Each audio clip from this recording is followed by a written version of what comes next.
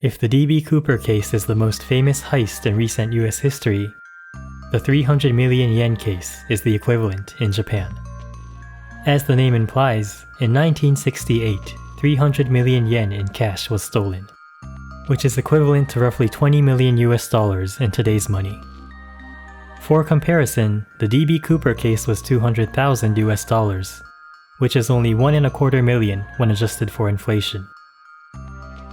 The culprit who stole the 300 million yen was never found, and it remains one of the most famous unsolved cases in Japan.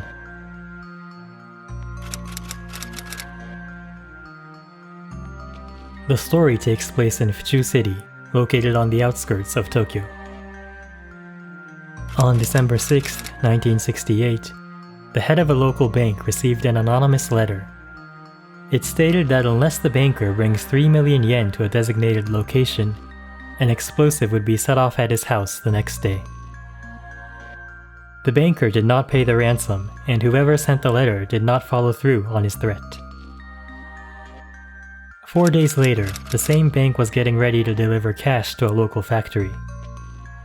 Back in the 60s, salaries were paid in cash, and this factory had several thousand employees, requiring a total of 300 million yen in order to pay their workers. 4 bankers put the money in 3 large suitcases, loaded them onto the back of a car, and drove off to the factory, which was only a few kilometers away.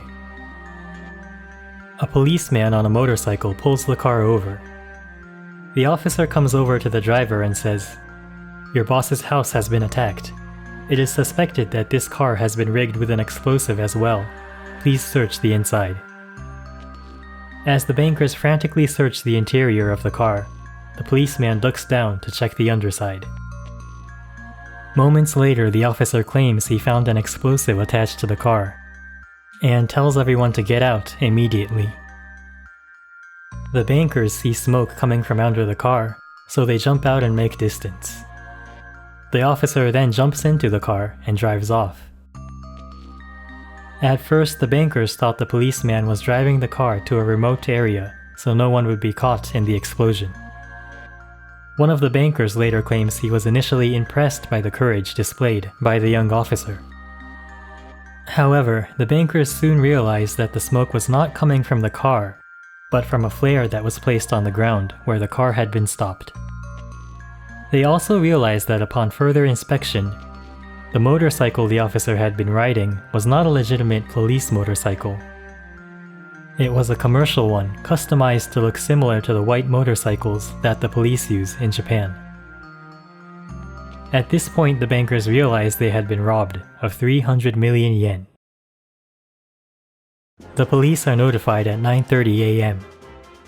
Due to the amount of money that had been stolen, the police take this very seriously, mobilizing over 10,000 officers across Tokyo and nearby prefectures. By 9:45 a.m., roadblocks had been set up at nearly every major road in the Tokyo area, with orders to stop and search every black sedan that passed through. However, at 10:20 a.m., the black sedan that the bankers had been in was found abandoned near a cemetery, a mere 600 meters away from the scene of the initial crime, with fresh tire tracks and footprints surrounding the vehicle. The police realized the culprit must have changed vehicles and gave out new orders to stop and search every single vehicle that passed through the various roadblocks. Back in the 60s, not every police officer had radio transmitters, so it took a while for these new orders to reach the officers at the roadblocks, giving the culprit 30 to 90 minutes to slip past and make it to a safe house. This unconditional stop and search caused massive traffic jams across Tokyo, and the lockdown had to be called off in the early afternoon to avoid further chaos. By the evening of that day, this incident made front-page news on every major newspaper. People were surprised at not only the amount of money that was stolen, but also the well-planned and executed method of the heist. From pretending to be a police officer to deceive the bankers, to changing cars to avoid being caught. Many people idolized the culprit because he had one-upped a large corporation without harming anyone. The police did not share this glamorous image of the criminal, and a large-scale investigation was launched immediately.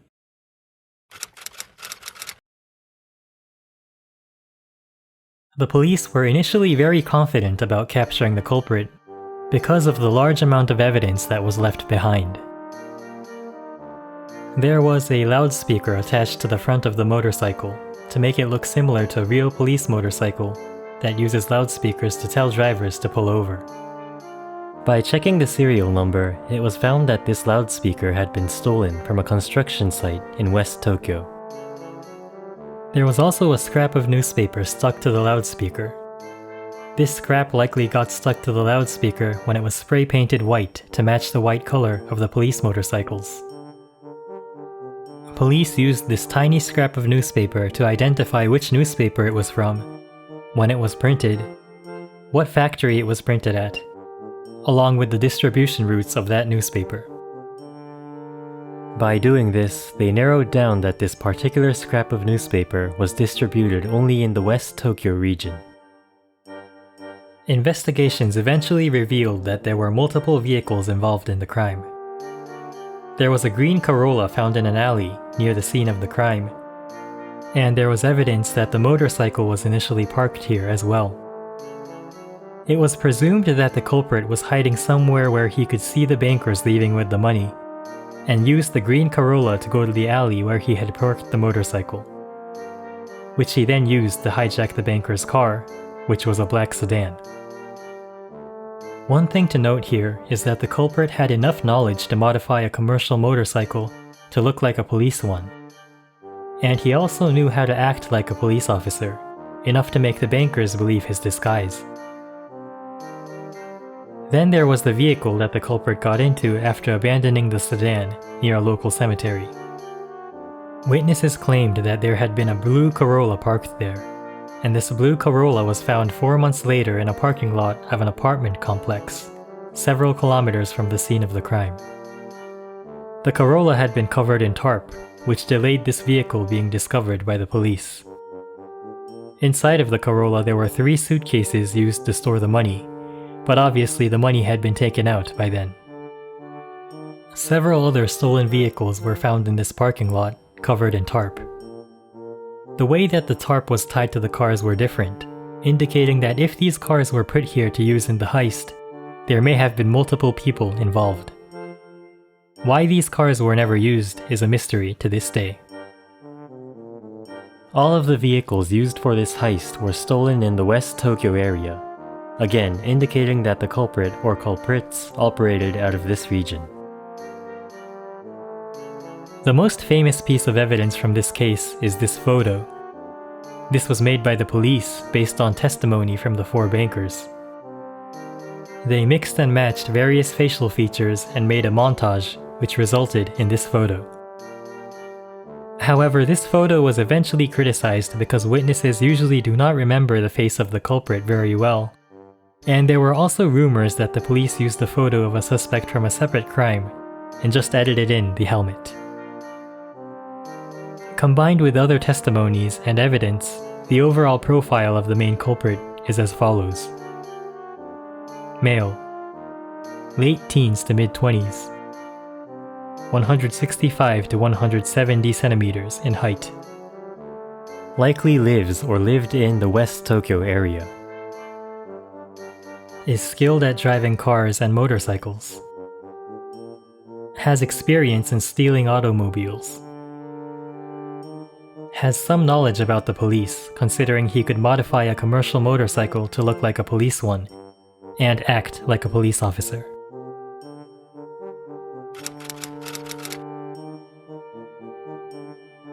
There were many suspects, but I will pick up 2 that drew the most public attention.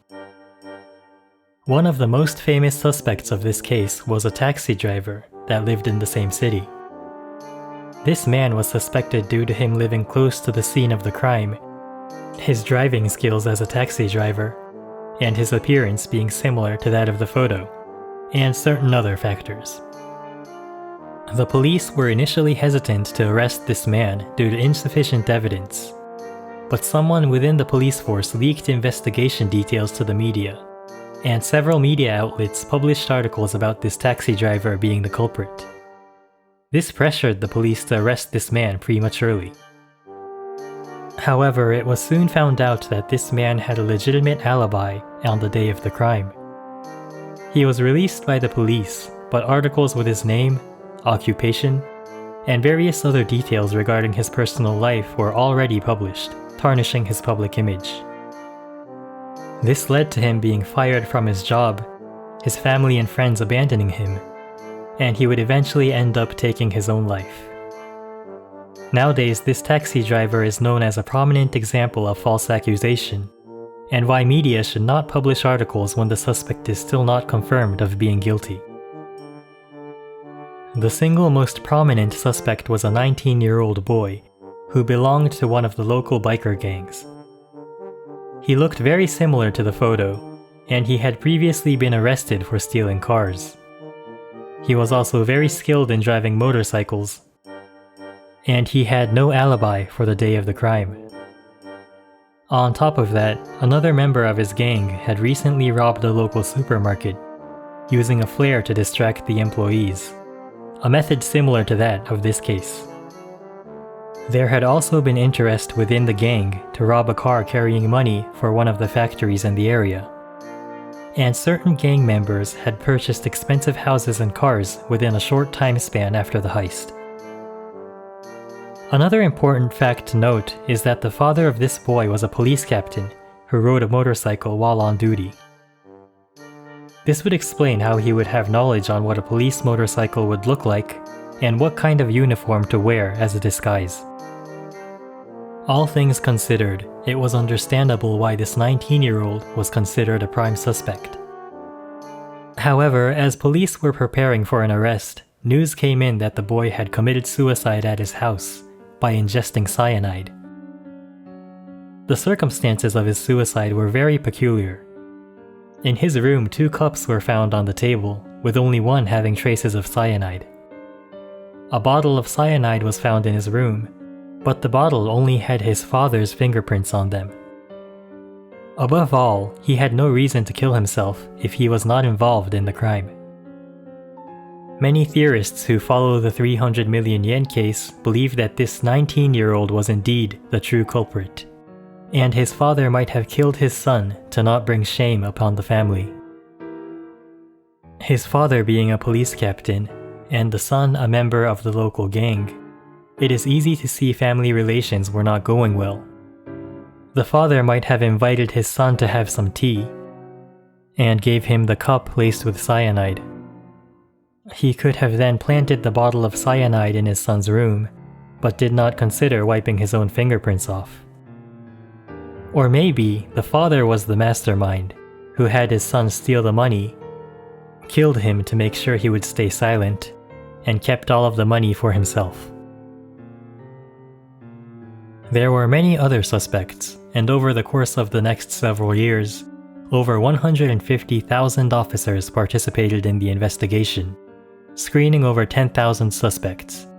But in 1975, the case was declared closed, making it one of the largest unsolved cases in recent Japanese history.